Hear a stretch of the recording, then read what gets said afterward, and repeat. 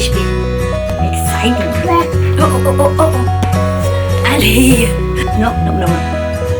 Oh, thank you.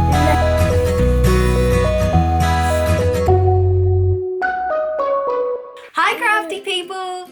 Today I'm sharing with you how I made this Goldilocks wig. I think it looks so cute. Surprisingly, Alice isn't pulling it off, so fingers crossed we can get through this, but we'll see how we go.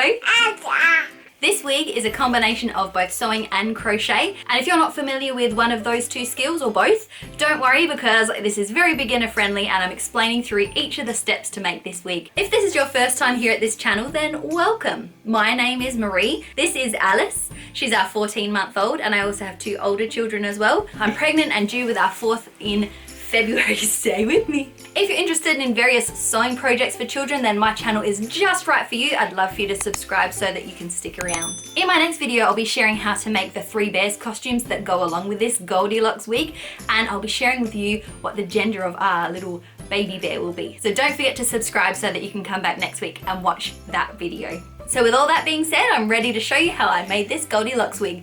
Let's get making. My mum makes a Goldilocks wig.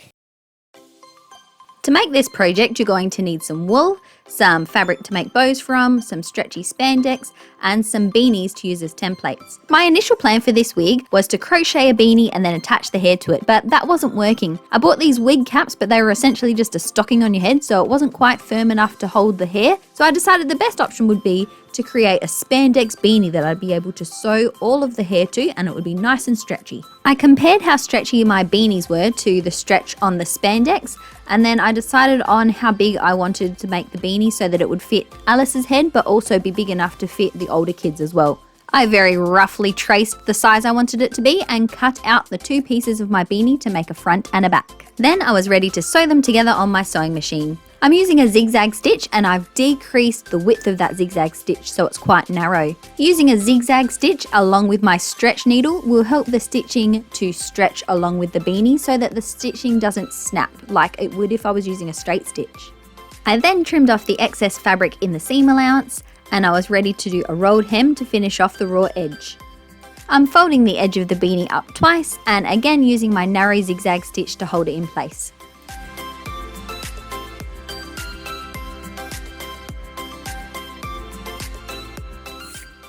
Gorgeous.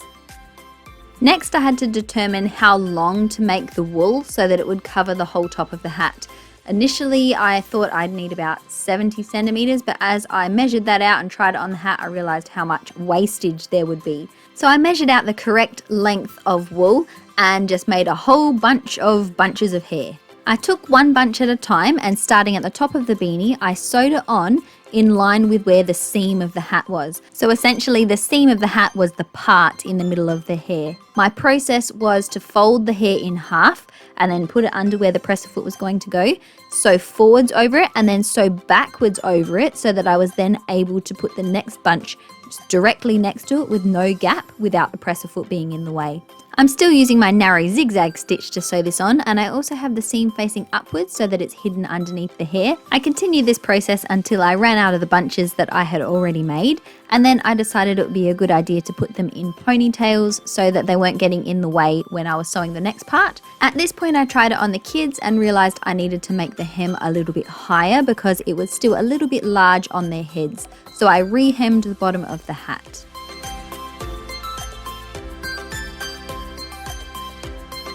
I then continued to make more bunches of hair to sew on, and this time they could be slightly shorter because there was less distance to travel from the front and back than there was from the top of the hair.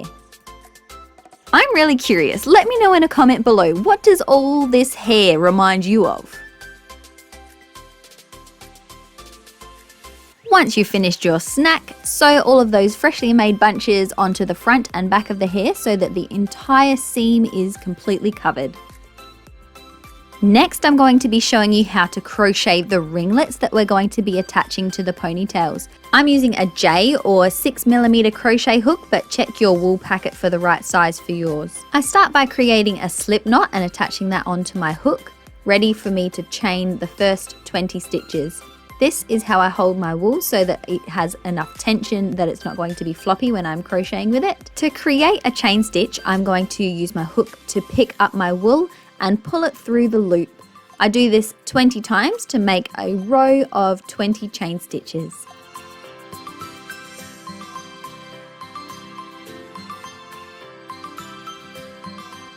To make the ringlet, I'm going to be doing 2 double crochet stitches in every single chain stitch, and this will just naturally make the wool curl and form a ringlet. I'm going to skip this first stitch and start my first double crochet in the second stitch along. If you already know how to do a double crochet, you can probably skip forward a bit, but if not, I'm going to slow this down a bit and explain to you very clearly how to do a double crochet stitch. Before putting your hook into the chain stitch, you're going to loop your wool around your hook and then insert it inside your chain. Pick up your wool and feed it through. Then you're going to take off 2 stitches, pick up your wool again and take off the last 2 stitches. So again, I'm going to hook my thread, put it into the chain stitch, pick up my thread and then hook again, take 2 off, hook again and take the last 2 off, and you'll be left with 1 loop that has to stay on your hook at all times. You're going to make 2 of these double crochet stitches in each of your chain stitches until you get all the way back to the beginning again, and that's all there is to it. That's how we create the ringlets, so pretty simple.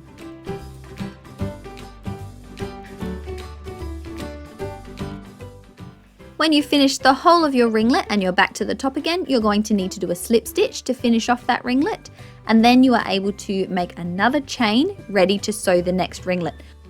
I wanted to vary the length of each of the ringlets, so to do that I chain stitched a different length for each time I was starting a new ringlet. If you're interested in how many chain stitches I did for each of my ringlets, I'll leave that in the description box down below, but really you can just do any length you think is appropriate. For this second one here, I think I was chaining 30 stitches. Don't forget to write down the length of each of your chains that you're doing on one side so that you can match it when you do the other side. At this point, I was ready to try the wig on Alice and see how it was looking and try and make the ponytails nice and neat so that they were ready for me to attach the ringlets to. It didn't take long to realise that wasn't going to happen. Nice. Look at this. Look at you. Ali, you're making this very difficult. Yeah. I then bribed a more compliant child with some toast so that I was able to shape the ponytails to be flat and neat and all even. I was also very particular about trying to make sure to cover all of the base beanie so that you couldn't see what it was attached to. I used some standard hair ties and I made them very tight in the hopes that the kids wouldn't easily be able to undo the ponytails. If you were making a straight haired wig, at this point you'd be pretty much done. You would have just left longer tails on the ends of your wool and snipped them so that they were even. I then cut 2 short wide rectangles which I was going to use to cover up the join on each ponytail, and 2 longer thinner rectangles to make the bows. I folded each of these rectangles in half lengthwise and sewed a straight stitch down the long edge to create a tube. Then I used a safety pin attached to one of the edges so that I was able to turn the tubes the right way out so the seam was on the inside. I folded the end of the tube back inside itself and then top stitched it down. I put the wig on top of a container and then balanced that on top of a paper towel holder so that I was able to snip off the extra hair on the end of the ponytails, ready to hot glue gun it all together. They ended up looking like little tufts of pom-pom, but don't worry, they're going to get covered by the ringlets. I used my hot glue gun to attach the hair ties to these little knobs of hair to make sure that they didn't slide off the end.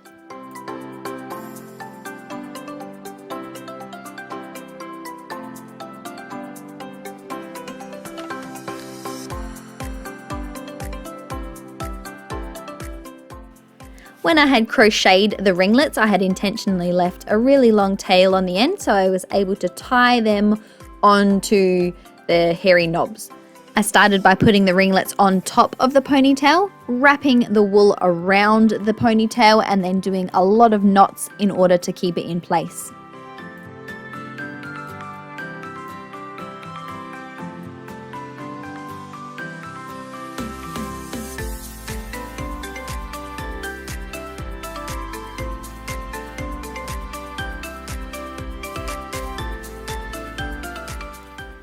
I used the smaller, wider rectangular tubes that I'd made, and I used that to cover over the join where the ponytail and the ringlets met.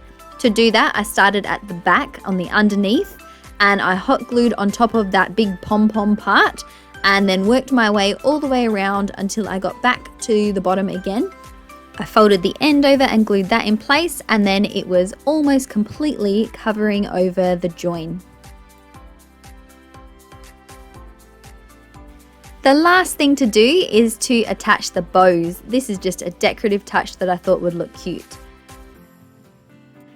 I severely underestimated how wide and thick these ponytails were, so I needed to basically double the length of what I thought the bows would be. Oops. I remade the tubes that I was going to use to make the bows, making them twice as long, tied them on, and the wig was complete. So there you have it. I hope you've enjoyed following along as I make this Goldilocks wig for Alice. So this is how it looks once it's done. I'll give you a little close up here so you can see the bow and how the ringlets look and the back. I would say that trying it on the actual kid that you're wanting it to fit on would be better, because it is bunching a little bit at the back where Alice's head is obviously smaller than Elijah's was, but it fits her well enough that it's usable. But I would say I would have got a more snug fit if I were able to use Alice's head to shape the ponytails. I do think that if you were making this for an older child, it might be easier to keep it on their head because you'd have some hair to maybe bobby pin it to, but because Alice really doesn't have much going on, it is a little slippy. If you enjoyed this video, then don't forget to press the like button down below to let YouTube know you've enjoyed it. And as I mentioned at the beginning, next week I'm going to be making the 3 bears costumes that go along with this Goldilocks wig. And in that video, I'll be sharing with you what the gender of the baby I'm pregnant with is. So if you're excited to see the costumes or my gender announcement, then I'd love for you to subscribe so that you can come back next week. Oh, thank you for the kisses. Don't forget to follow me on Instagram if you want to see live updates of what I'm working on. So until next time, go get creative and we'll see you later. Bye-bye. Bye-bye. Bye-bye.